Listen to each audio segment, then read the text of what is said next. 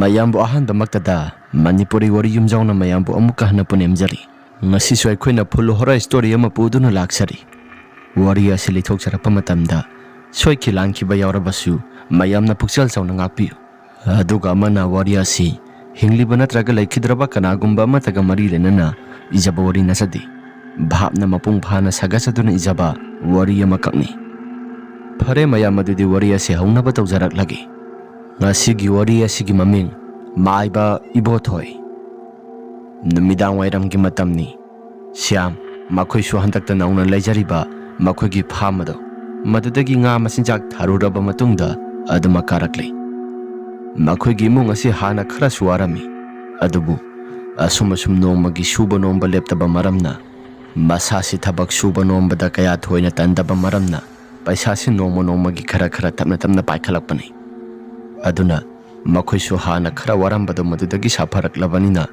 makhoi su pham amadi makhoi gi mamang pangna salaga leiba mafam jaga amada farm masa ama logduna lei paisa pairamdabadagi paikhalakpa matam asida mayam asi kalaknaba sutumak yaunaribani makhoi gi yumthangnaba ibothoi handa marak syam hoi makhoina paisa pairakpa matam asida ibothoi masasi khoirang bakoi soba mayam ama tawi ma khakta sunati mahaki nupi asisu mina paisa paikhacharakpa ubada asuki matik yamna masasi da kalakpa yengthiba mayam ama phauribani ibothoi masasi karigumba ma ikhan khallaga numidang wairamgi matam maduda maipu teklaga mahaksi makhoi gi mangolda mahakse adumak phamduna leibani syam karakpa ubada ibothoina wakhalda masa mathanta sumna khalli masigi syam haiba nganga si pangarangna hanta paisa paikhalakpada ngairi mangak maru yamna hekta saukri tasengba makti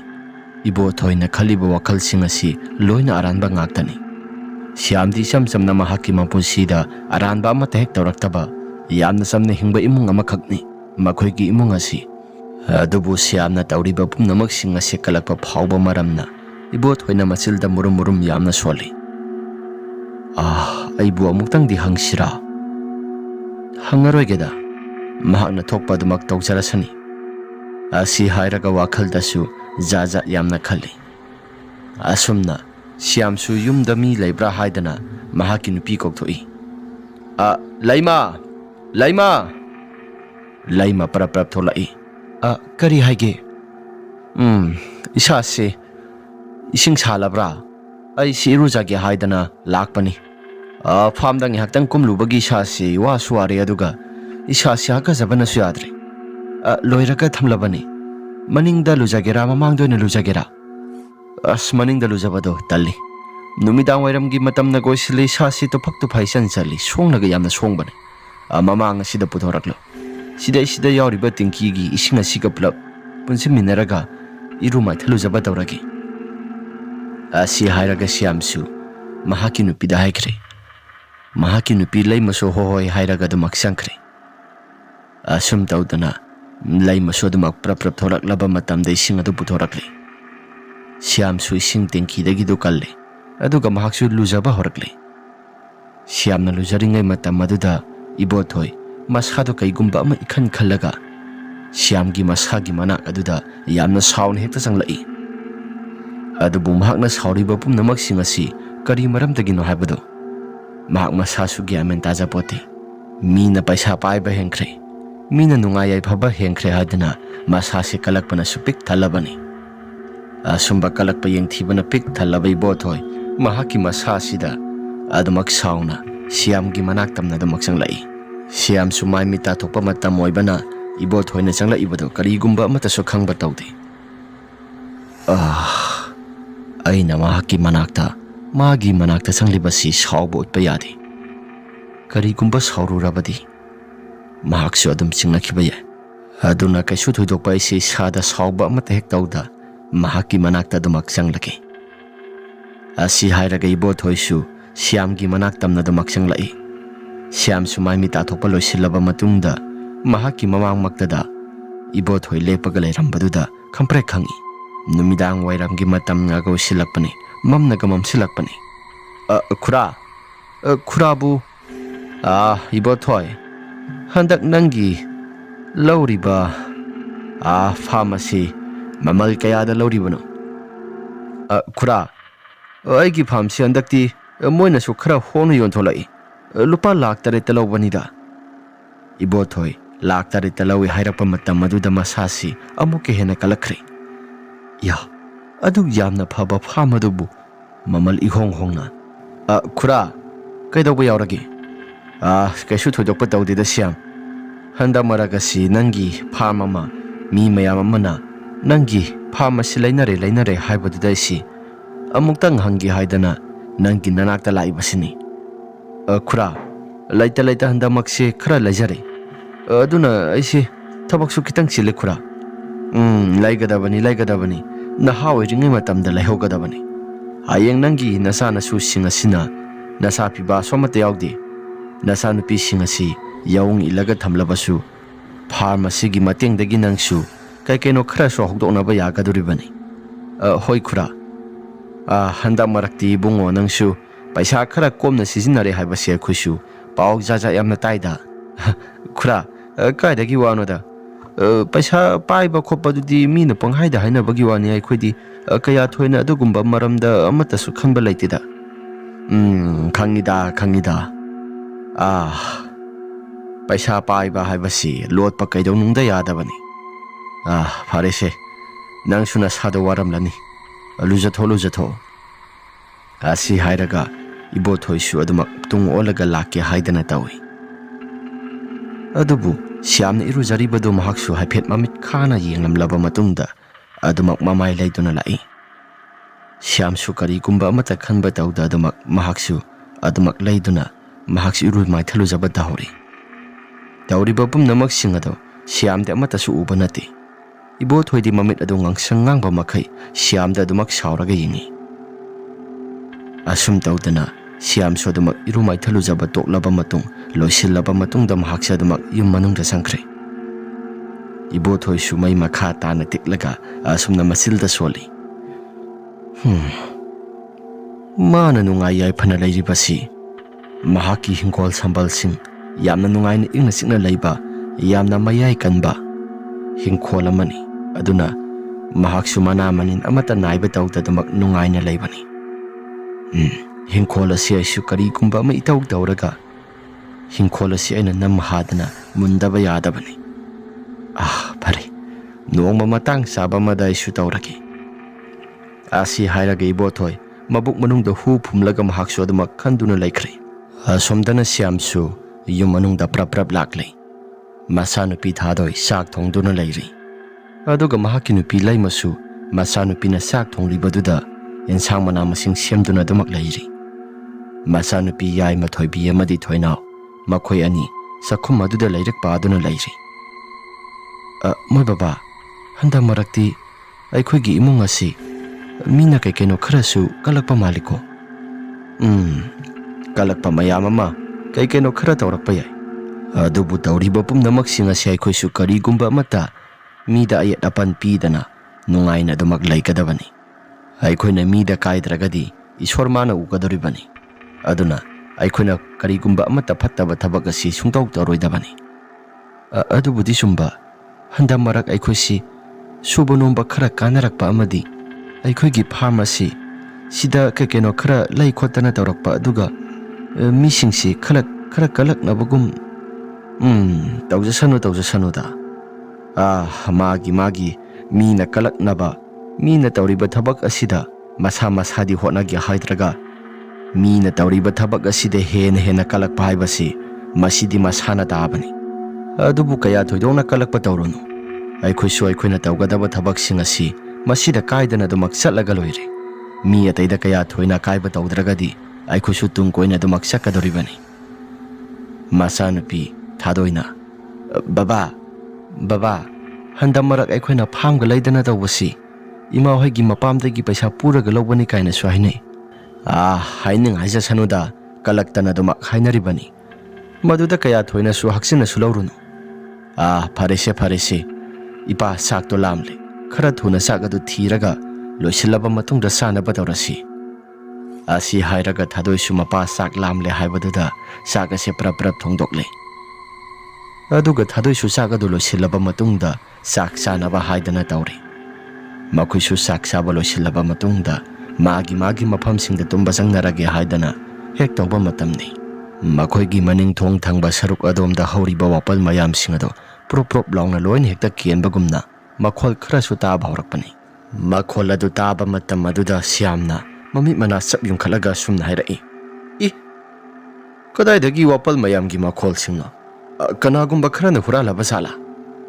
ꯑꯁꯤ ꯍꯥꯏꯔꯒ ꯁ꯭ꯌꯥꯝ ꯄ꯭ꯔꯞ ꯄ꯭ꯔꯞ ꯊꯣꯛꯇꯨꯅ ꯃꯅꯤꯡ ꯊꯣꯡꯗ ꯊꯥꯜꯂꯤꯕ ꯃꯩ ꯑꯗꯨꯒꯤ ꯃꯩꯉꯥꯜ ꯑꯗꯨꯗ ꯍꯥꯏꯐꯦꯠ ꯌꯦꯡꯊꯣꯛꯂꯨꯏ꯫ ꯑꯗꯨꯕꯨ ꯀꯅꯥꯒꯨꯝꯕ ꯑꯃꯠꯇꯁꯨ ꯂꯩꯇꯦ꯫ ꯁ꯭ꯌꯥꯝꯅ ꯌꯦꯡꯂꯤꯕꯗꯨ ꯃꯗꯨꯗ ꯑꯗꯨꯃꯛ ꯆꯠꯇꯨꯅ ꯂꯩꯃꯁꯨ ꯌꯦꯡꯕ ꯊꯣꯛꯂꯛꯏ, ꯃꯆꯥ ꯑꯍꯨꯝ ꯑꯗꯨꯁꯨ ꯑꯗꯨꯃꯛ ꯌꯦꯡꯕ ꯊꯣꯛꯂꯛꯏ꯫ ꯑꯗꯨꯕꯨ ꯀꯅꯥꯒꯨꯝꯕ ꯑꯃꯠꯇ ꯂꯩꯕꯗꯤ ꯎꯗꯦ꯫ ꯁ꯭ꯌꯥꯝꯅ ꯑꯁꯨꯝꯅ ꯇꯧꯗꯨꯅ ꯂꯩꯔꯤꯉꯩ ꯃꯇꯝ ꯑꯗꯨꯗ ꯃꯍꯥꯛꯀꯤ ꯅꯨꯄꯤ ꯂꯩꯃꯁꯨ ꯍꯥꯏꯐꯦꯠ ꯌꯦꯡꯁꯤꯜꯂꯨꯕ ꯃꯇꯝꯗ ꯁ꯭ꯌꯥꯝꯒꯤ ꯅꯨꯄꯤ ꯂꯩꯃꯁꯨ ꯀꯩꯒꯨꯝꯕ ꯈꯔ ꯎꯕ ꯐꯪꯂꯛꯏ꯫ ꯋꯥꯄꯜ ꯃꯔꯛ ꯑꯗꯨꯗ ꯀꯅꯥꯒꯨꯝꯕ ꯃꯤꯑꯣꯏ ꯈꯔ ꯀꯣꯏꯆꯦꯟ ꯆꯦꯟꯗꯨꯅ ꯁꯥꯟꯅꯕꯒꯨꯝꯅ ꯁ꯭ꯔꯣ ꯁ꯭ꯔꯣ ꯍꯥꯏꯅ ꯃꯈꯣꯜ ꯈꯔ ꯊꯣꯛꯂꯤꯕ ꯑꯃꯗꯤ ꯋꯥꯄꯜ ꯃꯅꯨꯡ ꯊꯪꯕ ꯁꯔꯨꯛ ꯑꯗꯣꯝꯗꯨꯗ ꯀꯅꯥꯒꯨꯝꯕ ꯑꯃꯅ ꯊꯥꯡ ꯄꯥꯏꯔꯒ ꯋꯥ ꯃꯌꯥꯝꯁꯤꯡ ꯑꯗꯨ ꯌꯥꯡꯈꯥꯏꯕꯒꯤ ꯃꯈꯣꯜ ꯑꯁꯤ ꯂꯦꯞꯄ ꯂꯩꯇꯅ ꯇꯥꯕ ꯍꯧꯔꯛꯂꯤ꯫ ꯃꯈꯣꯜ ꯃꯌꯥꯝ ꯑꯁꯤ ꯍꯦꯛ ꯇꯥꯔꯛꯄ ꯃꯇꯝ ꯑꯗꯨꯗ ꯃꯈꯣꯏꯗꯤ ꯃꯁꯛ ꯃꯁꯥꯁꯨ ꯑꯃꯠꯇ ꯎꯕ ꯐꯪꯗꯦ꯫ ꯂꯩꯃꯅ ꯏꯄꯥ ꯄꯥꯈꯠꯅ, "ꯃꯣꯏ ꯕꯕꯥ, ꯇꯨ ꯑꯥꯗ ꯂꯦꯞꯄꯤꯕꯁꯤ ꯀꯅꯥꯅꯣ? ꯑꯃꯨꯛꯇ ꯌꯦꯡꯕꯤꯌꯨ." ꯁ꯭ꯌꯥꯝꯁꯨ ꯌꯦꯡꯉꯤ, ꯑꯗꯨꯕꯨ ꯀꯅꯥꯒꯨꯝꯕ ꯑꯃꯠꯇ ꯎꯕꯗꯤ ꯐꯪꯗꯦ꯫ ꯁ꯭ꯌꯥꯝꯅ, "ꯍꯥ, ꯀꯗꯥꯏꯋꯥꯏꯗꯅꯣ? ꯇꯨ ꯑꯥꯗ ꯂꯦꯞꯄꯤꯁꯤ, ꯃꯣꯏ ꯕꯕꯥ, ꯎꯗꯕ꯭ꯔꯥ? ꯀꯗꯥꯏꯋꯥꯏꯗꯅꯣ? ꯑꯩꯒꯤ ꯃꯤꯠ ꯑꯁꯤꯅꯗꯤ ꯎꯕ ꯐꯪꯗ꯭ꯔꯦ꯫ ꯇꯨ ꯑꯥꯗ ꯋꯥꯄꯜ ꯃꯌꯥꯏ ꯊꯪꯕ ꯁꯔꯨꯛ ꯑꯁꯤꯗ ꯀꯅꯥꯒꯨꯝꯕ ꯃꯤꯑꯣꯏ ꯈꯔ ꯂꯦꯞꯄꯒ ꯃꯈꯨꯠꯇ ꯊꯥꯡ ꯄꯥꯏꯔꯒ ꯋꯥꯄꯜꯁꯤꯡ ꯑꯁꯤ ꯌꯥꯟꯊꯠꯇꯧꯒꯤ ꯇꯧꯔꯤꯕꯁꯤ ꯃꯣꯏ ꯄꯥꯕꯗꯤ ꯎꯗ꯭ꯔꯕꯣ?" "ꯎꯗꯦ, ꯑꯩ ꯀꯔꯤꯒꯨꯝꯕ ꯑꯃꯠꯇ ꯎꯗ꯭ꯔꯦ." ꯋꯥꯍꯩ ꯋꯥꯇꯥꯁꯤꯡ ꯑꯁꯤ ꯇꯥꯕ ꯃꯇꯝꯗ ꯃꯆꯥꯅꯨꯄꯤ ꯑꯇꯣꯝꯕꯤ ꯊꯣꯏꯅꯥꯎ ꯃꯁꯥꯗꯨ ꯀꯤꯕꯅ ꯊꯛ ꯊꯛ ꯅꯤꯛꯂꯤ꯫ ꯆꯪ ꯑꯁꯤ ꯍꯥꯏꯗꯅ ꯃꯃꯥꯗ ꯅꯤꯡꯉꯥꯏ ꯇꯧꯕ ꯍꯧꯔꯛꯂꯤ꯫ ꯃꯄꯥꯅ ꯍꯥꯏꯔꯛꯏ, "ꯏꯕꯦꯝꯃ, ꯆꯠꯂꯣ, ꯅꯅꯥꯎ ꯅꯨꯄꯤ ꯑꯇꯣꯝꯕꯤꯁꯤ ꯄꯨꯁꯤꯜꯂꯒ ꯅꯈꯣꯏ ꯑꯍꯨꯝ ꯄꯨꯂꯞ ꯆꯪꯈ꯭ꯔꯣ."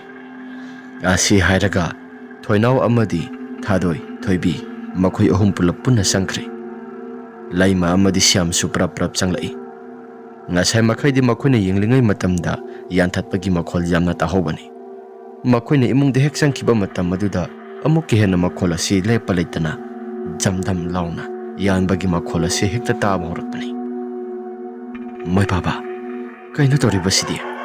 ꯍꯩ, ꯇꯨꯃꯤꯟ ꯂꯩꯌꯨ꯫ ꯇꯧꯔꯤꯕ ꯄꯨꯝꯅꯃꯛꯁꯤꯡ ꯑꯁꯤ ꯑꯩꯁꯨ ꯒ꯭ꯌꯥꯟ ꯃꯦꯟ ꯑꯃꯠꯇ ꯍꯦꯛ ꯇꯥꯗꯦ꯫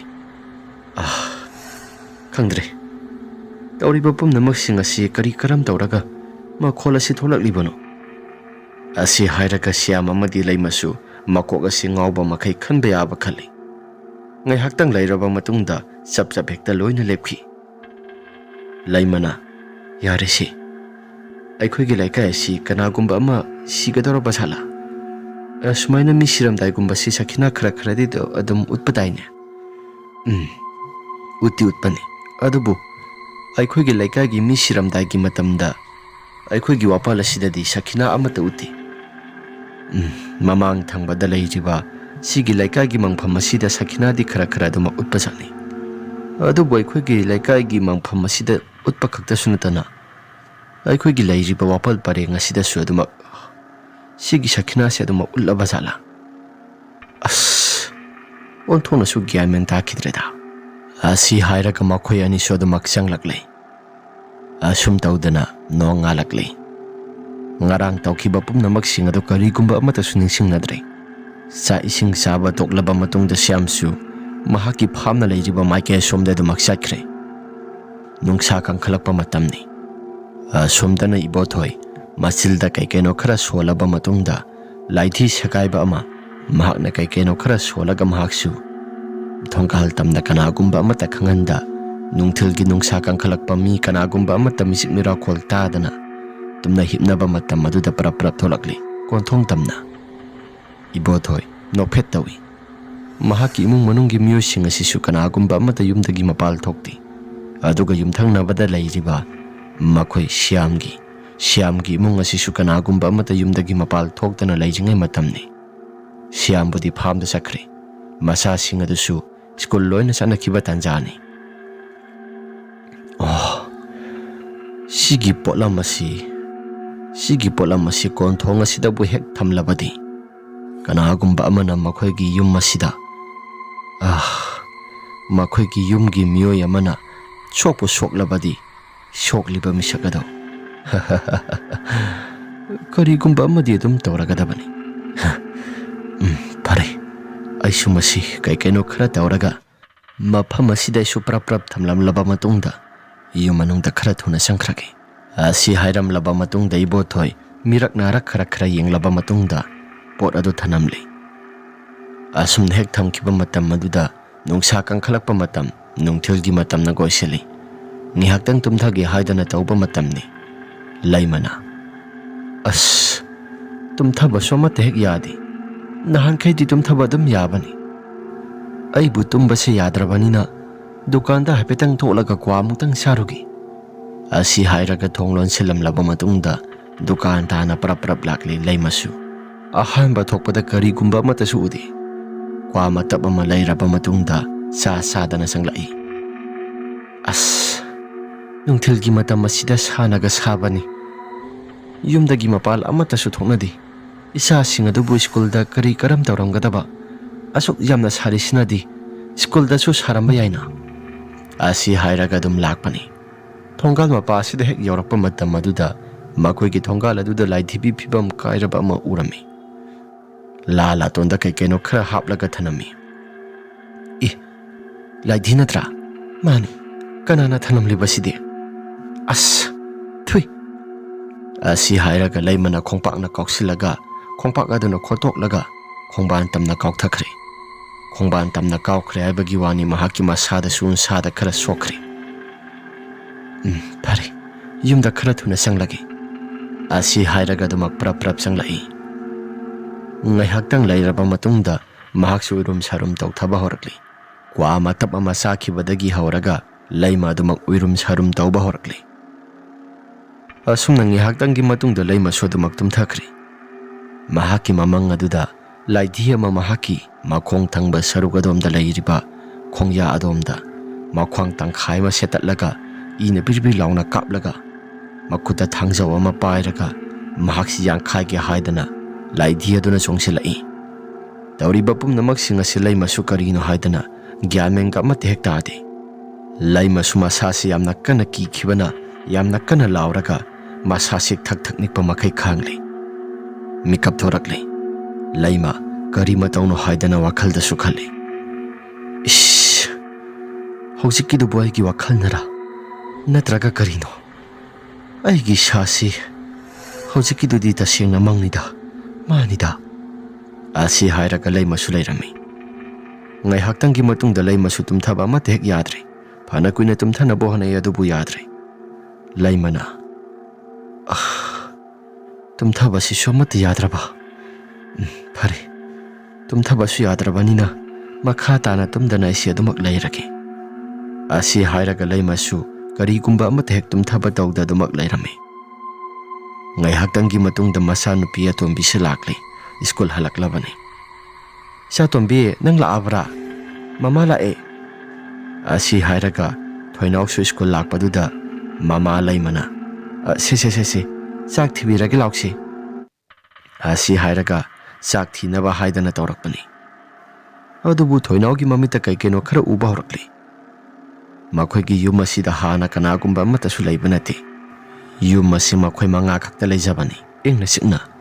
ꯑꯗꯨꯕꯨ ꯀꯅꯥꯒꯨꯝꯕ ꯑꯃ ꯊꯣꯏꯅꯥꯎꯒꯤ ꯃꯃꯤꯠ ꯑꯁꯤꯗ ꯃꯃꯥꯒꯤ ꯃꯇꯨꯡ ꯊꯪꯕ ꯁꯔꯨꯛ ꯑꯁꯤꯗ ꯃꯁꯦꯝ ꯃꯔꯥꯡ ꯑꯣꯏꯅ ꯀꯇꯨꯛ ꯀꯔꯟ ꯆꯠꯂꯤꯕꯗꯨ ꯃꯗꯨ ꯎꯕ ꯍꯧꯔꯛꯂꯤ.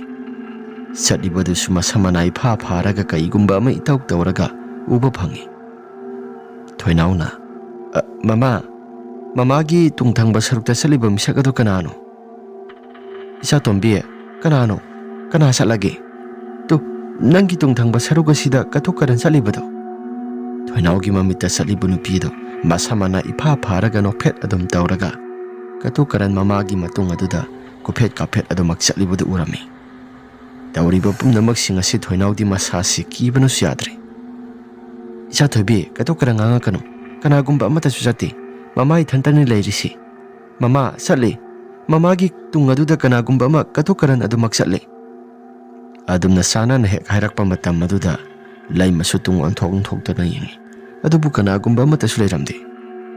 ꯂꯩꯃ ꯇꯧꯔꯤꯕ ꯃꯑꯣꯡ ꯃꯇꯧꯁꯤꯡ ꯑꯁꯤꯗ ꯃꯁꯥꯁꯤ ꯀꯔꯤꯒꯨꯝꯕ ꯈꯔꯗꯤ ꯂꯩꯔꯦ ꯍꯥꯏꯗꯅ ꯋꯥꯈꯜꯗꯁꯨ ꯈꯜꯂꯤ꯫ ꯑꯣ, ꯀꯔꯤꯒꯨꯝꯕ ꯈꯔꯗꯤ ꯂꯩꯔꯦꯅ꯫ ꯏꯆꯥꯅꯨꯄꯤꯁꯤꯒꯤ ꯃꯃꯤꯠꯇ ꯎꯍꯜꯂꯤꯕ꯭ꯔꯥ ꯅꯠꯇ꯭ꯔꯒꯅ ꯀꯔꯤꯅꯣ?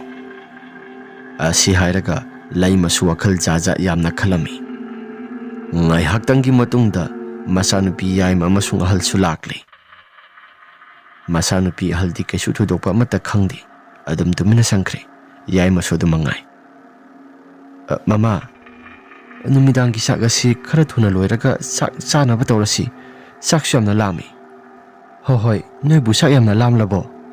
ꯃꯃꯥ, ꯁꯤꯗ ꯈꯥꯛꯑꯝꯃꯤꯕ ꯆꯥꯛꯁꯤꯡ ꯑꯁꯤꯗꯤ ꯆꯥꯛ ꯀꯩꯁꯨ ꯊꯣꯏꯗꯣꯛꯅ ꯌꯥꯝꯕ ꯑꯣꯏꯗꯦ꯫ ꯑꯗꯨꯅ ꯅꯨꯃꯤꯗꯥꯡꯒꯤ ꯆꯥꯛ ꯑꯗꯨ ꯈꯔ ꯉꯟꯅ ꯊꯣꯡꯂꯒ ꯑꯗꯨꯃꯛ ꯆꯥꯔꯁꯤ꯫ ꯑꯁꯤ ꯍꯥꯏꯔꯒ ꯃꯃꯥ ꯃꯆꯥ ꯃꯈꯣꯏ ꯋꯥꯔꯤ ꯋꯥꯇꯥꯏ ꯁꯥꯟꯅꯗꯨꯅ ꯂꯩ꯫ ꯅꯨꯃꯤꯠ ꯇꯥꯁꯤꯜꯂꯝꯗꯥꯏꯒꯤ ꯃꯇꯝꯗꯨ ꯐꯥꯎꯕꯗ ꯌꯧꯔꯛꯂꯕꯗ ꯃꯄꯥ ꯁ꯭ꯌꯥꯝ ꯑꯁꯤ ꯐꯥꯝꯗꯒꯤ ꯀꯥꯔꯛꯇ꯭ꯔꯤ꯫ ꯂꯩꯃꯅ, ꯅꯄꯥꯁꯨ ꯂꯥꯛꯇ꯭ꯔꯤ? ꯅꯅꯥꯎꯅꯨꯄꯤꯁꯤꯡ ꯉꯁꯥꯏꯗꯒꯤ ꯀꯩꯅꯣ ꯃꯨꯔꯨꯝ ꯃꯨꯔꯨꯝ ꯁꯣꯟꯗꯨꯅ ꯑꯗꯨꯃꯛ ꯂꯩ꯫ ꯑꯩꯒꯤ ꯇꯨꯡ ꯑꯁꯤꯗ ꯀꯅꯥꯒꯨꯝꯕ ꯑꯃ ꯂꯩꯔꯦ, ꯀꯤꯔꯦ ꯍꯥꯏꯗꯅ ꯃꯨꯔꯨꯝ ꯃꯨꯔꯨꯝ ꯁꯣꯜꯂꯤ꯫ ꯃꯃꯥ, ꯏꯅꯥꯎꯇꯣꯝꯕꯤꯁꯤ ꯉꯁꯤꯁꯨ ꯁ꯭ꯀꯨꯜꯗ ꯀꯩꯅꯣ ꯃꯁꯥ ꯈꯔ ꯉꯝꯗꯦ ꯍꯥꯏꯗꯅ ꯄ꯭ꯔꯤꯟꯁꯤꯄꯥꯜꯒꯤ ꯀꯥꯗ ꯄꯣꯊꯥꯍꯟꯈꯤꯕꯅꯤ꯫ ꯑꯣ, ꯑꯗꯨꯅ ꯑꯣꯏꯕ ꯇꯥꯔꯦꯗꯅ ꯃꯃꯤꯠꯇ ꯀꯩꯅꯣ ꯈꯔ ꯎꯏ ꯍꯥꯏꯕꯗꯨꯗꯤ꯫ ꯃꯃꯥ, ꯇꯁꯦꯡꯅ ꯑꯩꯒꯤ ꯉꯁꯥꯏꯒꯤ ꯎꯕꯗꯨꯗꯤ ꯑꯁꯦꯡꯕꯃꯛꯀꯤ ꯎꯕꯅꯤ꯫ ꯑꯗꯣ ꯑꯩꯁꯨ ꯈꯪꯗꯦ, ꯏꯁꯥꯁꯤ ꯄꯪꯀꯤꯗ ꯀꯤ꯫ ꯊꯣꯏꯅꯥꯎꯅ ꯍꯥꯏꯔꯛꯄꯅꯤ꯫ ꯃꯗꯨꯗ ꯌꯥꯔꯤꯁꯤ ꯏꯆꯥꯇꯣꯝꯕꯤ, ꯅꯪꯒꯤ ꯋꯥꯈꯜꯗ ꯄꯪꯈꯟꯗ ꯈꯟꯖꯤꯟꯕꯗꯨꯅ ꯑꯣꯏꯔꯝꯕ ꯌꯥꯏ꯫ ꯃꯃꯥ, ꯑꯩꯒꯤ ꯋꯥꯈꯜꯗ ꯈꯟꯖꯤꯟꯕꯗꯤ ꯅꯠꯇꯦ, ꯑꯁꯦꯡꯕꯒꯤꯅꯤ꯫ ꯍꯣꯏꯕ ꯌꯥꯔꯤꯁꯤ, ꯉꯟꯅꯅꯦ ꯆꯥꯛ ꯆꯥꯔꯒ ꯑꯗꯨꯃꯛ ꯄꯣꯊꯥꯅꯕ ꯇꯧꯔꯁꯤ꯫ ꯑꯁꯨꯝꯅ ꯍꯥꯏꯔꯤꯉꯩ ꯃꯇꯝ ꯑꯗꯨꯗ ꯃꯄꯥꯟ ꯑꯗꯨꯗ ꯁ꯭ꯌꯥꯝ ꯀꯥꯔꯛꯄꯒꯨꯝꯅ ꯃꯈꯣꯜ ꯈꯔ ꯊꯣꯛꯄ ꯍꯧꯔꯛꯂꯤ꯫ ꯁ꯭ꯌꯥꯝꯅ, ꯍꯥꯏ ꯃꯃꯥ, ꯊꯣꯡꯁꯤ ꯑꯃꯨꯛꯇ ꯍꯥꯡꯉꯨꯍꯣꯏ꯫ ꯊꯣꯡ ꯂꯥꯎꯅ ꯍꯥꯡꯗꯣꯛꯇꯨꯅ ꯊꯝꯂꯤꯕ ꯊꯣꯡ ꯑꯗꯨꯗ ꯊꯣꯡ ꯑꯁꯤ ꯍꯥꯡꯗꯣꯛꯂꯣ ꯍꯥꯏꯔꯛꯄ ꯋꯥꯍꯩ ꯑꯗꯨ ꯇꯥꯕ ꯃꯇꯝꯗ ꯂꯩꯃ ꯃꯁꯥꯁꯤ ꯉꯛꯉꯛꯏ꯫ ꯃꯣꯏ ꯕꯕꯥ, ꯊꯣꯡꯗꯤ ꯍꯥꯡꯗꯣꯛꯇꯨꯅ ꯑꯗꯨꯝ ꯊꯝꯂꯕꯅꯤ, ꯑꯗꯨꯝ ꯆꯪꯉꯛꯑꯣ ꯀꯩꯅꯣ꯫ ꯑꯁꯨꯝꯅ ꯍꯦꯛ ꯍꯥꯏꯈꯤꯕ ꯃꯇꯝ ꯑꯗꯨꯗ ꯀꯔꯤꯒꯨꯝꯕ ꯑꯃꯠꯇꯁꯨ ꯈꯨꯝꯂꯛꯈꯤꯗ꯭ꯔꯦ꯫ ꯂꯩꯃꯅ, ꯀꯩꯅꯣꯗ, ꯍꯧꯖꯤꯛꯋꯥꯏꯗ ꯊꯣꯡ ꯑꯁꯤ ꯍꯥꯡꯉꯨ ꯆꯪꯂꯛꯀꯦ ꯍꯥꯏꯈꯤꯕ ꯇꯥꯏꯅꯦ꯫ ꯊꯣꯡꯁꯨ ꯑꯗꯨꯃꯛ ꯂꯥꯎꯅ ꯍꯥꯡꯗꯨꯅ ꯊꯝꯂꯤ, ꯑꯗꯨꯒ ꯀꯩꯅꯣ? ꯑꯁꯤ ꯍꯥꯏꯔꯒ ꯋꯥꯈꯜꯗꯁꯨ ꯈꯟꯖꯥꯟꯅꯗꯨꯅ ꯂꯩꯔꯤꯉꯩ ꯃꯇꯝ ꯑꯗꯨꯗ ꯃꯄꯥꯟꯗ ꯍꯥꯏꯐꯦꯠ ꯊꯣꯛꯂꯒ ꯌꯦꯡꯁꯤꯔꯥ ꯍꯥꯏꯗꯨꯅ ꯂꯩꯃꯁꯨ ꯋꯥꯈꯜ ꯈꯜꯂꯛꯂꯤ꯫ ꯂꯩꯃꯁꯨ ꯍꯥꯏꯐꯦꯠ ꯊꯣꯛꯇꯨꯅ ꯌꯦꯡꯂꯨꯏ, ꯑꯗꯨꯕꯨ ꯀꯅꯥꯒꯨꯝꯕ ꯑꯃꯠꯇꯗꯤ ꯂꯩꯕ ꯎꯗꯦ꯫ ꯂꯩꯃꯅ, ꯍꯧꯖꯤꯛꯇ ꯂꯥꯛꯈꯤꯕꯗꯨꯕꯨ ꯃꯄꯥꯒꯤ ꯈꯣꯟꯖꯦꯜ ꯅꯠꯇ꯭ꯔꯥ? ꯃꯥꯅꯤꯗ, ꯑꯗꯨꯒ ꯀꯩꯒꯨꯝꯕ ꯑꯃꯠꯇꯁꯨ ꯂꯥꯛꯑꯝꯗꯦ꯫ ꯐꯔꯦ, ꯊꯣꯡ ꯑꯁꯤ ꯂꯣꯟꯁꯤꯜꯂꯒ ꯑꯩꯁꯨ ꯑꯗꯨꯃꯛ ꯆꯦꯛꯁꯤꯟ ꯁꯥꯖꯤꯟꯅ ꯂꯩꯔꯒꯦ, ꯍꯨꯔꯥꯟꯕꯒ ꯂꯥꯛꯂꯕ ꯁꯥꯂꯥ꯫ ꯑꯁꯨꯝꯅ ꯂꯩꯃꯁꯨ ꯖꯥꯠꯀꯤ ꯋꯥꯈꯜ ꯌꯥꯝꯅ ꯈꯜꯂꯕ ꯃꯇꯨꯡꯗ ꯊꯣꯡ ꯑꯗꯨ ꯊꯤꯡꯖꯤꯜꯂꯤ, ꯑꯗꯨꯒ ꯃꯍꯥꯛꯁꯨ ꯀꯥ ꯇꯝꯅ ꯑꯗꯨꯃꯛ ꯆꯪꯂꯛꯏ꯫ ꯆꯥꯛ ꯊꯣꯡꯅꯕ ꯍꯥꯏꯗꯅ ꯁꯦꯝꯕ ꯁꯥꯕ ꯇꯧꯔꯦ꯫ ꯑꯁꯨꯝꯅ ꯉꯥꯏꯍꯥꯛꯇꯪꯒꯤ ꯃꯇꯨꯡꯗ ꯁ꯭ꯌꯥꯝ ꯑꯗꯨꯁꯨ ꯂꯥꯛꯂꯦ꯫ ꯊꯣꯡ ꯑꯗꯨ ꯍꯥꯡꯗꯣꯛꯂꯣ ꯍꯥꯏꯗꯅ ꯍꯥꯏꯔꯛꯂꯦ꯫ ꯊꯣꯡ ꯑꯗꯨ ꯍꯥꯡꯗꯣꯛꯂꯦ, ꯑꯗꯨꯒ ꯂꯩꯃꯅ, ꯃꯣꯏ ꯕꯕꯥꯗꯤ ꯉꯁꯥꯏꯗꯒꯤ ꯑꯗꯨꯝ ꯀꯥꯔꯛꯇ꯭ꯔꯤꯕ꯭ꯔꯥ? ꯀꯩꯅꯣꯗ ꯂꯩꯃ, ꯑꯩꯗꯤ ꯍꯧꯖꯤꯛꯋꯥꯏꯗ ꯍꯜꯂꯛꯄꯗ ꯉꯥꯏꯔꯤꯕꯁꯤꯗꯤ꯫ ꯅꯪꯕꯨ ꯀꯩꯗꯧꯔꯒꯦ? ꯀꯩꯁꯨ ꯊꯣꯏꯗꯣꯛꯄ ꯇꯧꯗꯦꯗ, ꯉꯁꯥꯏꯗꯒꯤ ꯑꯩꯒꯤ ꯅꯥꯀꯣꯡ ꯑꯁꯤꯅꯔ ꯀꯩꯅꯣ ꯊꯣꯡꯁꯤ ꯍꯥꯡꯗꯣꯛꯂꯣ ꯍꯥꯏꯔꯒ ꯃꯣꯏ ꯕꯕꯥꯒꯤ ꯈꯣꯟꯖꯦꯜ ꯃꯥꯟꯕ ꯅꯨꯄꯥ ꯑꯃꯒꯤ ꯈꯣꯟꯖꯦꯜꯗ ꯑꯩꯁꯤ ꯍꯥꯏꯐꯦꯠ ꯇꯥꯈꯤꯕ꯫ ꯋꯥꯈꯜ ꯑꯣꯏꯔꯝꯕ ꯌꯥꯏ, ꯑꯩꯗꯤ ꯍꯜꯂꯛꯄꯗ ꯉꯥꯏꯔꯤ꯫ ꯑꯣ, ꯍꯜꯂꯛꯄꯗ ꯉꯥꯏꯔꯤꯕ? ꯍꯣꯏ, ꯑꯣꯏꯔꯝꯕꯁꯨ ꯌꯥꯏ꯫ ꯑꯗꯣ ꯉꯁꯤꯗꯤ ꯈꯔ ꯊꯦꯡꯂꯛꯏꯕꯁꯤꯕꯨ? ꯃꯈꯥꯒꯤ ꯇꯥ ꯆꯥꯎꯕꯒꯤ ꯃꯍꯥꯛꯀꯤ ꯉꯥꯗꯣ ꯉꯁꯤ ꯐꯥꯗꯣꯛꯄꯅꯤ꯫ ꯑꯗꯨꯅ ꯉꯥꯗꯣ ꯐꯥꯗꯣꯛꯄ ꯃꯇꯝ ꯑꯗꯨꯗ ꯑꯩꯁꯤ ꯉꯥꯏꯍꯥꯛꯇꯪꯗ ꯑꯣꯏꯔꯕꯁꯨ ꯉꯥ ꯑꯁꯤ ꯐꯥꯕ ꯌꯥꯎꯕꯤꯌꯨ ꯍꯥꯏꯗꯅ ꯑꯩꯁꯤ ꯑꯗꯨꯃꯛ ꯐꯥꯕ ꯌꯥꯎꯔꯝꯕꯅꯤ꯫ ꯑꯩꯁꯨ ꯌꯨꯝꯗ ꯈꯔ ꯊꯨꯅ ꯂꯥꯛꯅꯤꯡꯉꯤ ꯄꯣꯠꯅꯤꯗ, ꯑꯗꯨꯕꯨ ꯇꯉꯥꯏ ꯐꯗꯅ ꯇꯥꯟꯖꯥꯅ ꯌꯥꯗꯕ ꯃꯔꯝꯅ ꯎꯄꯥꯏꯗꯤ ꯂꯩꯇ ꯑꯩꯁꯤ ꯑꯗꯨꯃꯛ ꯌꯥꯎꯔꯕꯅꯤ꯫ ꯍꯌꯦꯡꯋꯥꯏ ꯑꯩꯒꯤꯁꯨ ꯃꯍꯥꯛꯅ ꯑꯗꯨꯃꯛ ꯌꯥꯎꯒꯗꯧꯔꯤꯕꯅꯤ, ꯑꯗꯨꯅ ꯃꯤꯒꯤ ꯊꯕꯛꯇꯁꯨ ꯌꯥꯎꯗꯕꯗꯤ ꯌꯥꯗꯕꯅꯤꯅ ꯑꯩꯁꯤ ꯉꯥꯏꯍꯥꯛꯇꯪꯗ ꯑꯣꯏꯔꯕꯁꯨ ꯌꯥꯎꯔꯝꯕꯅꯤꯗ꯫ ꯐꯔꯦꯁꯦ, ꯏꯔꯨ ꯃꯥꯏꯊꯜꯂꯨꯖꯔꯒ ꯄꯣꯊꯥꯅꯕ ꯇꯧꯔꯣ꯫ ꯍꯣꯏꯗ, ꯄꯣꯊꯥꯅꯕ ꯇꯧꯔꯒꯦ꯫ ꯏꯁꯥꯁꯤ ꯌꯥꯝꯅꯁꯨ ꯋꯥꯔꯕꯅꯤ꯫ ꯉꯥ ꯆꯥꯈꯣ ꯍꯥꯏꯗꯅ ꯆꯔꯥ ꯑꯃ KG 2 ꯇꯥꯕ ꯑꯃ ꯄꯤꯔꯛꯄꯅꯤ꯫ ꯁꯦ ꯑꯁꯤ ꯍꯥꯏꯔꯒ ꯉꯥꯗꯨ ꯄꯤꯔꯛꯂꯤ꯫ ꯈꯥꯎ ꯑꯗꯨꯗ ꯌꯦꯡꯂꯨꯕ ꯃꯇꯝ ꯑꯗꯨꯗ ꯂꯩꯃꯒꯤ ꯃꯃꯤꯠꯇ ꯃꯤ ꯃꯀꯣꯛ ꯑꯣꯏꯅ ꯎꯔꯦ꯫ ꯂꯩꯃꯅ, ꯏꯁ, ꯀꯩꯅꯣꯁꯤꯗꯤ? ꯑꯁꯤ ꯍꯥꯏꯔꯒ ꯉꯥ ꯌꯥꯎꯕ ꯈꯥꯎ ꯑꯗꯨ ꯂꯪꯊꯣꯛꯏ꯫ ꯇꯧꯔꯤꯕ ꯃꯑꯣꯡ ꯃꯇꯧꯁꯤꯡ ꯑꯁꯤꯗ Siamdi ingak ngakli. Siamna, "Hai, kaino toidubo?" "Mai papa, kaino nangbo?" Siam su mahaki nupina tawriba mawng matawsing aduda masa singakpanasu yadrabani. Siamna, "Nate kaidawrage nangbo?" "Mai papa, tu sida mi makok ama yauribasidi." "Ha, kaibo? Yauksaudana kaino?" Asi hairaga khawado muk laukhatuna hinglubada karigumba amatasu yauramdre. Nga adu khaktamak adumak yaurami. Siamna, "Ira thida ase pusalo yare. Nga adu hauna thonglaga adumak sarasi." Asum tawdana laima su adumak sangkre. Siam su laimagi tungda yenglaga, "Kaino mana tawrisi? Kaigumba amadi itaw tawida." "Pare, aisu sanglage." Asi hairaga Siam su mahaki yum manung aduda adumak sanglai. Iru maithalu jabalo silaba matungda nga adu hauna sare. Siamna, sa nakhoi mithoi mihendaba yadabani. Ayungai nakhoi nungairak matam nakhoi mi amamam oirak matamda aikhoina wariba pumnamaksing nakhoi loina koangadabani. "Baba, hoi aikhoisu loina khangi." "Adubu laibakta kari tamlamgadabano haibadi aikhoisu amata khangba ngamdri. Mioibagi mapokni amuk nungaiba amuk waba. Aikhoisu midagi karigumba amata haiba tawda ining ikha tamna damak sak saba phangliba. Mida karigumba amata haiba tawda aikhoina saba thakpa phangliba pumnamaksing ase aikhoina hotnarakpa madugi mapalnani. Hotnarakpa wana lairakpa pumnamaksing ado nakhoi karigumba amata kaukthokpa yade. Tabari sathoibi." Asi hairaga makhoi se sak ado sarami. Ngaihaktang lairaba matungda magi thokpa tawraga adumak tumnakhre. Asum tawna nongan phung tawraklaba matamni laima mahaki masasi kaigumba ama itawg tawraga phamung asida mathanta pungthikta thekpa horakli. Nongalamdagi tumthaba yamna nungaiba matamni. Laimana tawriba pumnamaksing kanagumba amata sudi. Laima masasi mamiti amata pangda masa mathanta pangthekta theklaga kaigumba ama itawg tawraga masasi theka konba horakli. Asumna phamung asida nom duna tawrakpaduda mahaki nupa Siam ase mikap thorakpa tanjani. Mahaki nupana hek mikap thoraklaga yengba matam aduda kaigumba amatasu tawramdi. Hanagi matawgum masi amata lengba tawda adum chumna adumak tumlaga lairami. Siamna, "Haujiwaida kangkhal asi lengkhibugum tawdaine. Aduga mataw karamna?" "Pare, aisu tumthanaba tawragi." Asi hairaga adumak tumthakri. Nongalakpa matamda laima masasi apunaba amana pubagum tumin hekta lay. Masi kudingi ungdana adumak phammi. Masasingna kaigumba wa ama hairaklabasu laima karigumba amata tadabagumna mana pangba miyoi amagumna adumak tasinadana lay. Masa ahum asisu mamagi matawduda, "Baba, imagi mataw si karino?" Masa nupi yaimana hairakpani. Thoibigi wafam aduda mapa Siamna, "Khangdini tawrisi, namase masaga ngamdrabra." Laima, "Kaino? Ate, kaidawrage?" Asi hairaga yamna pakhum nungsidana khumlai. "Nate nangbu nasaga nungaitrabo. Ngasaidagi masi khudingi ungdana adumak phamlibado. Nate nangbu kaidawrage?" "Kaisu tawde." Asi hairaga hanaga iman manadaba mataw amada wahang kaya marom ama hangsinbaduda pakhum pirakpani. "Hai, sanghorose. Mina uraga kaino khara khangkhiba yaibase imungda sangose." Laimada hairakliba wafam pumnamaksing ado amuksu laimana, "Ai kaisu tawde." Asi hairaga hairai. "Ibema, namase horendi hospitalda mungtang puraga yengtho'usi. Masase kaigumba ama itawg tawba mali." Masa nupi thoinauna, "Baba, adudi akhoi school lepkadoribro?" "School leptabra isa tombi. Amungtang dinamasi kaigumba ama itawg tawrisi haifetang yengthoksi." Asi hairaga masa nupi atombiduda kaino khara hairami. Asumna ngaihaktang lairaba matungda mama laima suplap koksilaba matungda sak saminai.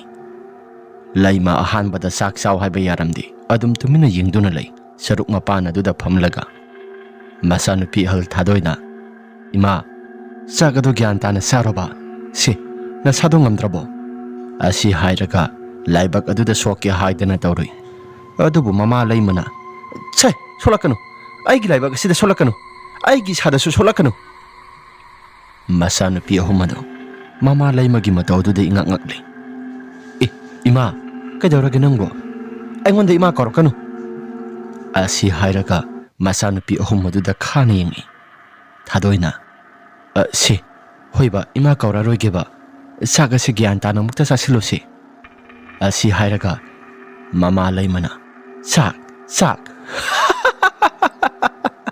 karigi sak asi hairaga laima sak mayam singado maya aduda kit launa hekta namsili saiba somata saidri adum loin hekta yosinki ising adu yamna kiraba mong amada hobi tawraga guru laun hekta yoselli aduga masadu yamna phingna mapalomda adumak thoki tawriba mong pumnamak singasi masanupi thoinaudi masase kibana thak nikli thoinauna masiani da kolaga sunairai se yai aidi imana tawriba mong mataw singasi yamna ki se yai se kasu tawrosi thoibina haibani thadoina thoibi se nang angang singi haktang senaramu ai ima se kaino mana tawrisi ngarang nahandagi kaigumba ma itaw tawbagum ai se kaigumba khradi khalaknabani adubu ngasi tawriba mong mataw singasi karino asi hairaga prap thoki mama laimado mapala duda dumak kanagumba amaga murum solaga wari watai sanabagumna tawrami masanupi thadoina adumak munna yengduna lay mama na tawriba mong matawado mama laimana hoi ai hore laki hoi kasu tawroi ai adum laki se ha kari haiba kasu tawroida asi hairaga mathanta murum solaga lairami tawriba mong mataw pumnamak sing asida masanupi thadoidi masasi ingangakli asumna thadoisu mahakna mamana tawriba pumnamak sing ado yengduna leiringai laimana masanupi lakle haibagi sahum ado phanglaba male mamaido fatlaisilai mahaki masamadu ipha pharaga mamit mana lokthok lauraga hek yanglakpaduda thadoisu masado khamprek khangli mamit manado sungang sangangi tawriba mong mataw sing asida kaino tawrisidi ima nangbu kadawragi asi hairaga mama aduda amuk hangi laima mama yado phalaithoi aduga muksu wakhal ita tana kasu thudokpa mata tawdrabagumna wakhal gyan tana sumna mo hairai ibema kadawragi nangbo masanupi thadoi laimagi mong mataw sing asida masasi kibana su thak nikli aduga singna basisu asum hengalai ima nangbu kasu tawdrabo ha aidi kasu tawdena nangbu kadawragi asum tawdana wahai kaya marom ama hairakpa matam aduda masanupi thadoina imasi tasingna kaigumba ama itaw tawbagum mahaki masasida aibu sasi singna khreda ima nang kasu thudokpa mata tawdreko masanupi thadoina hairakliba wafam aduda muk sauna karigumba ama itaw tawna aingonda panariba nang kanano nang kanano yamna kiraba khonjel amada hairai masanupi thadoisu ipingna ima se amukta phadausi ima masanupi thadoina hairakliba wafam pumnamak singado karigumba amata su taba leiti nang yumasigi mi natra yumasigi mi oirabadi adam tumina palai marayo karigumba ina tawriba tabak pumnamak sing asida ayitpa thoraklabadi ayitpa piraklabadi afaba mata oiroi asi hairaga mama laimana nganglaga wa maya mama hairakle asum tawdana laima sumugyan pop tarakle masanupi thadoisu mama gi laimagi manakta sangba kiri ibema se imungda sanglasi ima sa yamna lami masanupi thadoi hairakliba wafam asida amuk hena ngakle ngasai makai sak mayam ama kikit launa namsinduna sakibado mahaksu karino haidana wakhalda jajat khalli Imasi apunaba amana pubagum mahaki masasida phawri. As onthokna lukadorida babado khara thuna laklabadi phaganida. Asi hairaga masa nupi thadoina mama lai madu kausinduna sa khara pijai. Napadi napa kadai da sakraki. Masa nupi ahum asi kiru yengnai. Ima babadi phamda sakre. Kaino aduga aingonda satlagi kholagi su karigumba amata su hairamdi. As aina karino mana sakhibaga amata khanghodri. Asi hairaga makhoi si sak adumak makha tana sathari. Nungthilgi matam yorakpaduda mapa syam asisu prap kakhalakli. Aduga masa nupi thadoiga wari watai khara sanaraba matung mama alai masi hospital da puduna yengi. Asumna hospital da yingluba matamda kaisu thudokpa mata tawdre haidana amuk putharakli. As tawriba mawma tawsing asiga hairagadi kaigumba kharadi leirise. Aduga masa si doctor na yengba matamda karigumba amatagi result phangdi kaisu thudokpa mata tawde haidana. Aibu mangla taibangla kaisu thudokpa tawde haira ibasibo. Baba ngasa imasi kaigumba ma itaw tawraga sabtra khara tawi. Asi hairaga masa nupi thadoina ngasai thokiba wari singadu loina tamle.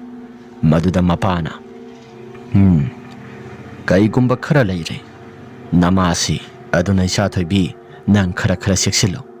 Ipasu liyariba makai pharmacy thadoktana bohona ki adubo handak marakti. Nga masa khara thadaruba maramna isi ada su khara sangdaba yadaba. Parisi Isa thoibi nangna nanawani siga muktang phajana yengsilaga nama siga phajana muktang aikhoi kaikeno khara tawsi. Hoi baba. Asi hairaga numitumadi kaisu thudokpa amata tawdre haidana saksaba phawbada laimasi adum gyan ita tana sakado pulap puna saminai. Masa ahum aduga mahaki mapuroi baduga asum tawdana ahingi matam yausilakli.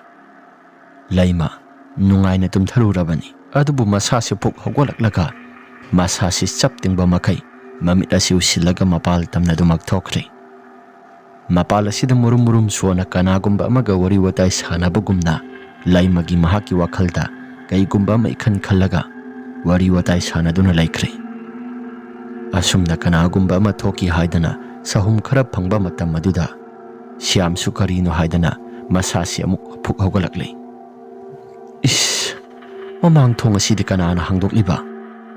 Mama adubo muk hawgakraba sala. Asi hairaga laimagi ka tamna muk lai. Laimadi phamungda somata tumlamdri. Mapal thokiba sala. Asi hairaga thoklaga yengbani. Sumang mayai tuda laimasi masa mathanta masa manai pharaga kanagumba amaga leiraga wari watai sanabagumna mathanta murum solami. Laimagi mong mataw asida syamna. Kaino mana tawrisidi? Laima. Ahingi matam maduda hauna su kauba yadabaga tapna khara kawi. Ahanba kauba matamda laimadi hanna phawba yenglakti. Adubo anirak ahumla kaulaklaba matam maduda laimagi mahaki mangakado tungthangba saruk asida hekta hururu launa leiraga gari haige moi pabung hairaga hanglawi. Madu uruba matam maduda syam mahaki masasi khamprek khanglaga yamna kan hekta laurai. Aduga masasi laimaida haithaduna tu singkri. Asumna tawringai matam maduda masanupi thadoi amadi masanupi thoibisu prap tholakli. Baba kaidauragi se baba. Hai namado hojiwaida sumang asida. Asi hairaga makhudombi thilai. Adubu kanagumba matedi leiramdi.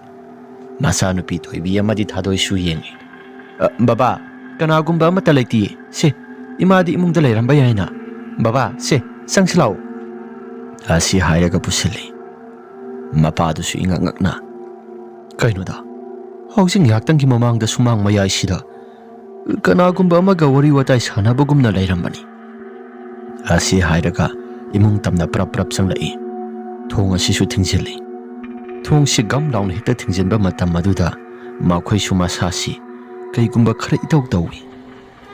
Baba babagi kada ninthi nungaina tumuro imadi na khoktuna tumliba sidi. Makhola do tarakpa matam maduda Siamsu masasi ngangakli. Hayengdi nong pungan ngalaba matamda amuktang di yengthoktragadi maiba ahiba amada yung masi kaigumba amadi itawag tawreda. Asi hairaga Siamsu mahaki ka tamna dumagtumba sanglai. Mahaki ka yoramdaigi matam maduda laimagi kada haipet sanglaga yengloi. Adubu laimadi sisiba makaya dumagpathaduna lairami. Haujik tawribadudi aigi wakhalnara. Wakhalnadi mandida. Taseng namaki aigi mita ukiba pumnamak singado. Asyangba makinida. Asi hairaga muk Siamsu mahaki phamungda dumagpathaba sanglai. Tawriba mawng mataw singaduna phana kuina tumthaba matehek yaramde.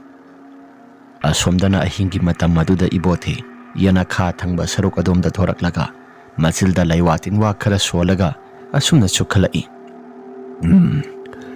Hayeng karigumba kanagumba ahiba maiba amada yenghankrabadi aina sanariba lila mayam asi loina khangkiba tari. Adu oiragadi Siamgi mahaki masada kauparei khara salhallaga maiba amada yenghange khalibasi loina kahonba tari. Asi hairaga ibothe su wakhalda jajat khallaga mahaksu mamayado Siam hoi tamna olaga kaino khara kappa horakli. Asum tawdana nongalai. Ngarang maiba amada kaino khara yengnaba haidana khalamba wakhal pumnamak singadusu kasu thudokpa amata tawkhidri. Laima sumasa sigyan ita tana dumak tabak ingkhang tawduna lay. Siamna Laima nasado kasu tawdrabra? Kasu tawdre. Pare sagado khara thuna thonglo aisu phamdang haktang chatki. Hoi asi hairaga sa insang thongbado losilli. Aduga saraga laimagi masada kaigumba khradi phawrakli. Laimagi nakong aduda laima hairaga mahaki tungthangba saruk aduda kanagumba amana kaubagum nason pikna tarakli. Laithoktuna hek yengluba matamdana kanagumba amate hek leiramde. Siamna pham salamdaigi matam aduda Laima ai ngasigi ahing ase phamda lekpa yana lay. Ngasi ahingsi ngarang di khara huranai haidana aiga pham thangnaba ahalado maduna su kaino khara hai. Ngasi ahingsi madi phamda lektaba yaroidri. Hoi lekthuro. Pare nasa singa siga gyan tana mutang lairamu nangsu. Sale asi hairaga Siamsu dumak sakri. Asumna Siam hek sakhiba matam maduda laima suma haki masada kaigumba khara tawba horakli. Masasi thek-theklaga kaigumba khara tawraga masamana ipha pharaga mamit manasing ang sangang makai. Mamit manasing ang sangang laga yamna kiraba saktam amado onthorakli. Asumna ngihaktangi matungda mahaki sakpham adu hanjinkre. Makhoi su nungthalgi matam maduda nongmajing matam na goisili. Angangsing adu su school amat hek chanadi.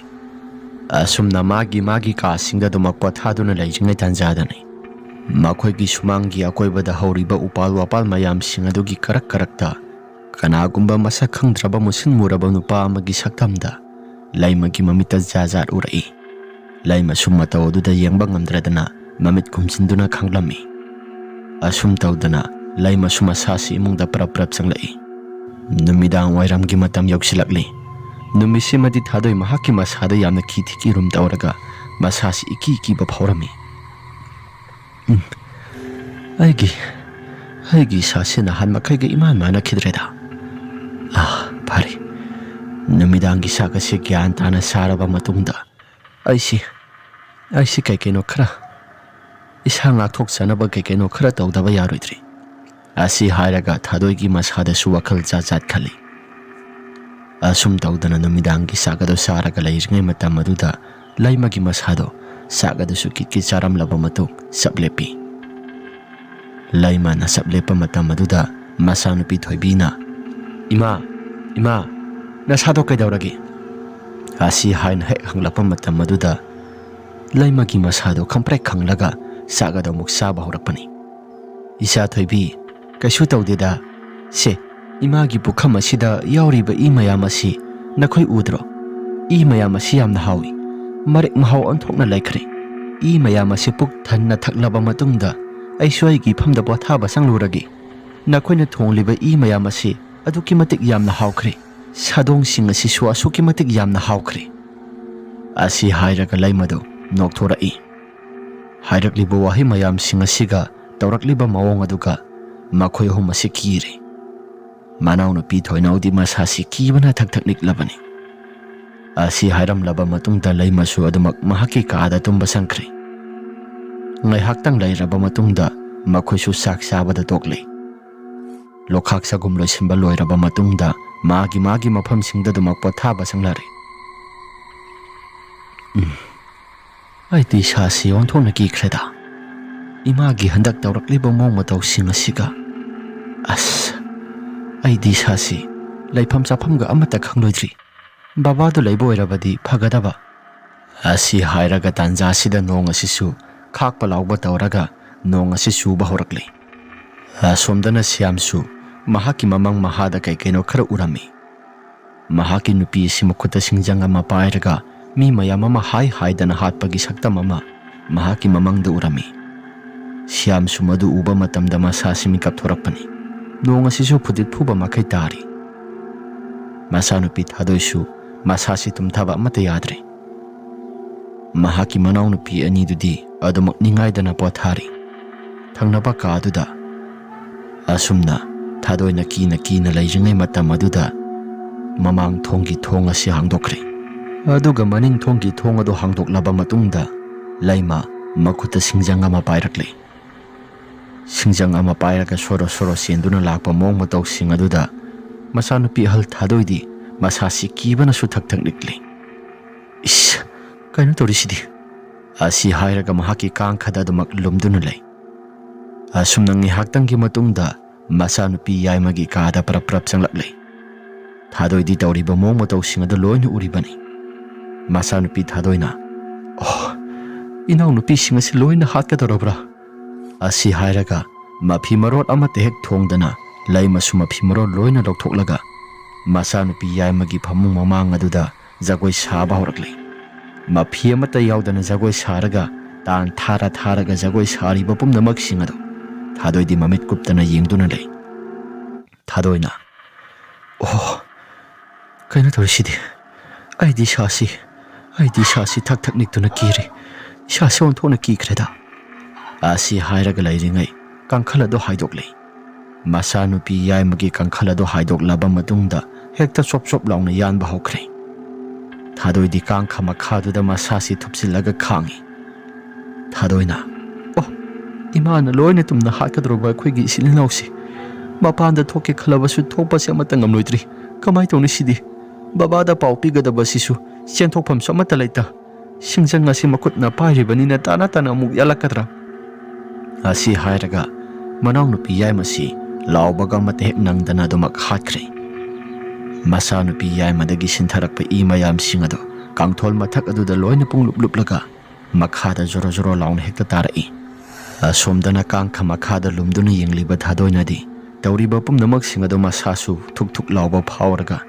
ꯃꯆꯤꯜ ꯑꯁꯤ ꯃꯦꯟꯁꯤꯜꯂꯒ ꯀꯞꯆꯔꯝꯃꯤ ꯑꯁꯨꯝꯅ ꯉꯥꯏꯍꯥꯛꯇꯪ ꯂꯩꯔꯕ ꯃꯇꯨꯡꯗ ꯃꯃꯥ ꯂꯩꯃꯁꯤꯁꯨ ꯖꯒꯣꯏ ꯁꯥꯔꯒ ꯃꯆꯥꯅꯨꯄꯤ ꯑꯇꯣꯝꯕꯤ ꯑꯗꯨꯒꯤ ꯀꯥꯗ ꯑꯃꯨꯛ ꯆꯪꯕ ꯍꯧꯔꯛꯂꯦ ꯇꯧꯔꯤꯕ ꯃꯑꯣꯡ ꯃꯇꯧ ꯄꯨꯝꯅꯃꯛꯁꯤꯡ ꯑꯗꯨꯁꯨ ꯊꯥꯗꯣꯏꯅ ꯂꯣꯏꯅ ꯎꯔꯒ ꯃꯃꯤꯠꯇꯒꯤ ꯃꯄꯤ ꯁꯤꯟꯊꯅ ꯑꯗꯨꯃꯛ ꯀꯞꯄꯤ ꯏꯃꯥ ꯅꯪꯅ ꯂꯣꯏꯅ ꯇꯨꯝꯅ ꯅꯪꯅ ꯍꯦꯛ ꯄꯣꯛꯄ ꯅꯆꯥꯁꯤꯡ ꯑꯁꯤ ꯂꯣꯏꯅ ꯄꯨꯡꯇꯨꯝꯅ ꯍꯥꯠꯀꯗꯧꯔꯕ ꯑꯁꯤ ꯍꯥꯏꯔꯒ ꯊꯥꯗꯣꯏꯁꯨ ꯃꯁꯥꯁꯤ ꯏꯄꯥ ꯄꯥꯈꯠꯇꯨꯅ ꯂꯩꯔꯝꯃꯤ ꯑꯁꯨꯝꯅ ꯉꯥꯏꯍꯥꯛꯇꯪ ꯂꯩꯔꯕ ꯃꯇꯨꯡꯗ ꯃꯆꯥꯅꯨꯄꯤ ꯑꯇꯣꯝꯕꯤ ꯊꯣꯏꯅꯥꯎꯒꯤ ꯀꯥꯗ ꯑꯃꯨꯛ ꯆꯪꯂꯛꯂꯒ ꯐꯃꯥꯡ ꯑꯗꯨꯗ ꯖꯒꯣꯏ ꯂꯩꯅ ꯁꯥꯏ ꯁꯤꯡꯁꯪ ꯑꯗꯨ ꯁꯨꯏꯅ ꯄꯨꯡꯇꯩ ꯇꯩꯔꯒ ꯑꯗꯨꯃꯛ ꯖꯒꯣꯏ ꯁꯥꯔꯒ ꯃꯆꯥꯅꯨꯄꯤ ꯑꯇꯣꯝꯕꯤꯗꯨꯒꯤ ꯀꯥꯡꯈꯜ ꯑꯗꯨ ꯍꯥꯏꯗꯣꯛꯏ ꯃꯁꯥꯗꯨ ꯊꯛ ꯅꯤꯛꯂꯒ ꯃꯆꯥꯅꯨꯄꯤ ꯑꯇꯣꯝꯕꯤꯗꯨꯒꯤ ꯊꯕꯥꯛ ꯃꯄꯥꯗꯨꯗ ꯁꯤꯡꯖꯪ ꯑꯗꯨꯅ ꯍꯥꯏꯊꯔꯛꯂꯦ ꯇꯧꯔꯤꯕ ꯃꯑꯣꯡ ꯃꯇꯧꯁꯤꯡ ꯑꯗꯨꯗ ꯊꯥꯗꯣꯏꯗꯤ ꯃꯁꯥꯗꯨ ꯀꯤꯕꯅꯁꯨ ꯊꯛ ꯅꯤꯛꯂꯤ ꯍꯟꯖꯤꯟ ꯌꯥꯜꯂꯤ ꯃꯆꯥꯅꯨꯄꯤ ꯑꯇꯣꯝꯕꯤꯗꯨꯗꯤ ꯏꯃꯥ ꯍꯥꯏꯅ ꯑꯃꯨꯛꯇꯪ ꯀꯟꯅ ꯂꯥꯎꯔꯝꯂꯕ ꯃꯇꯨꯡꯗ ꯈꯨꯗꯛꯇ ꯊꯋꯥꯏ ꯑꯗꯨꯃꯛ ꯊꯥꯈ꯭ꯔꯦ ꯑꯁꯣꯝꯗꯅ ꯐꯥꯝꯗ ꯂꯩꯔꯤꯕ ꯁ꯭ꯌꯥꯝꯅ ꯃꯍꯥꯛꯀꯤ ꯐꯥꯝ ꯑꯗꯨꯒꯤ ꯃꯅꯤꯡ ꯊꯪꯕ ꯁꯔꯨꯛ ꯑꯗꯣꯝꯗ ꯀꯅꯥꯒꯨꯝꯕ ꯅꯨꯄꯥ ꯑꯃꯅ ꯁ꯭ꯌꯥꯝ ꯍꯥꯏꯗꯨꯅ ꯀꯧꯔꯛꯂꯦ ꯑꯗꯨꯒ ꯅꯨꯄꯥ ꯑꯗꯨꯅꯁꯨ ꯑꯁꯨꯝ ꯍꯥꯏꯔꯛꯂꯦ ꯁ꯭ꯌꯥꯝ ꯅꯪꯒꯤ ꯌꯨꯝꯗ ꯀꯩꯒꯨꯝꯕ ꯑꯃ ꯊꯣꯛꯂꯦ ꯅꯪ ꯈꯔ ꯊꯨꯅ ꯂꯥꯛꯑꯣ ꯁ꯭ꯌꯥꯝ ꯑꯁꯤ ꯍꯥꯏꯔꯒ ꯀꯧꯔꯛꯂꯦ Siyamsu masasi karino haidana wakhaldasu jaja yamna khali. Ahingi matam asida kanano? Aigi ming kaurakliba se. Aigi ming kaurakliba nangbu kanano? Asumna hek hanglubadasu kaigumba amata kumlakhide. Siyamna, kaino da? Aigi ming kauraklaga kanagumba amata su khumdabagumna taurakliba sina. Asi hairaga Siyamsu wakhalda jaja yamna khali. Yumda kari karamba khudongthiba thoklabano haidana wakhaldasu jaja yamna khali.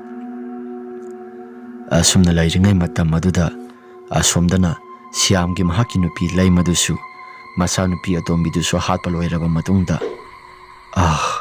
sa ama watli sa ama watli sa masa se hek hatpa loibaga aigi sa sisu tangdu laitana laigadoribani sa masa do kadai chatkre sa ama watli asi hairaga mathanta sa masa hairaga koithi thiba horkli adubu phangba kauba laitre laimana masa nupi hal thadoi sisu Pangnaba haidana koithi thibani adubu karigumba amata hek phangdabaduda mathanta phi thongdraba masado adum saptingna leptuna lei aduga mahakna pairamba singjang asisu makhada pop launa thadare aduga masa mathanta hik launa kaplaga tumina adumak phamduna lei asumnang ni haktang tawraba matungda saksang tana adumak prap sangkhre aduga thauri ama puthoraklaba matungda thauri yalaga adumak pring kauraga khudak aduda adumak sikre laimasu Tauriba mong matauksing asida mahaki masanupi ahal thadoidi masa mathanta o khongduna kapsarami asomdana Siyamsu kanagumba man hanjin kaurakpaduda yumda karigumba khara khudongthiba thoklaba male haidana prap adumak thoraklami asumna hek thorakpa matam maduda kanagumba amata dileiramdi adubu kari karamba khudongthiba thoklage haidana prap lakli mamang thong ase hangdoktuna leirambaduda prap sanglai aduga isa thoibi hairaga kaurakli Yung manong adusu ina loina pungangang laga punglup hekta luplabani. Tauram liba mong matauksing asida mapa Siyam asisu kiba na thak likli. Aduga tauriba mong matauksing asi karino haidana masa mathanta murum suolaga mathanta o khongdana kappa horakli. Asumna lairingay matam maduda masa nupi thadoy dusu thorakli. Baba hairaga kauduna thorakli.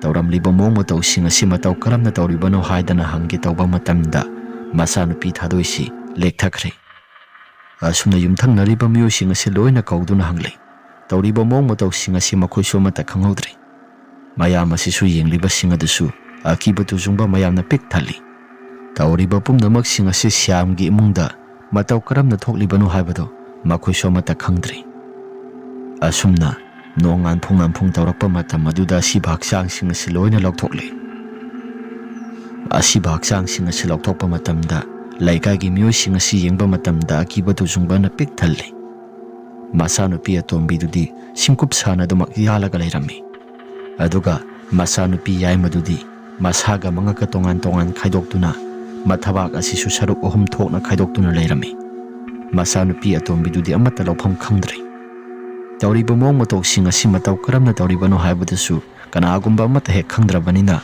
Yumthang nariba ibo thoidi yamna harawrami asumna sorat manungsi yamna tamnai sorat asi hek loiraba matamda amuktangdi yengthoki haidana Siyamsu wakhal saptingna khali yumpham asi laibada tamnarakpa maramna atopa mafam jagadoina lairasi haidana masa nupi hal thadoida hairami adubu makhoigi tauriba mong matauksing asidi amuktangdi yengthoksi haidana maiba amada satlaga yengbani Maibaduna sumna hairaki ibungo Siyam nangi lairiba yumpham asi misi mina tholaklaba matam nangi yumpham asi loina pungtumna hatlaba matamda nangi yumpham asi namdana munge haidana wakhaldasu khanba mi mayam ama lei madugi sumathakta yumthang nariba misakna su khwaidagi nangi yumpham asi pamlibani pumnamak sing asigi horakpham mahakna loina ngaktani kanano haiba mayek singna khanglei lahen hansira haiduna hairakli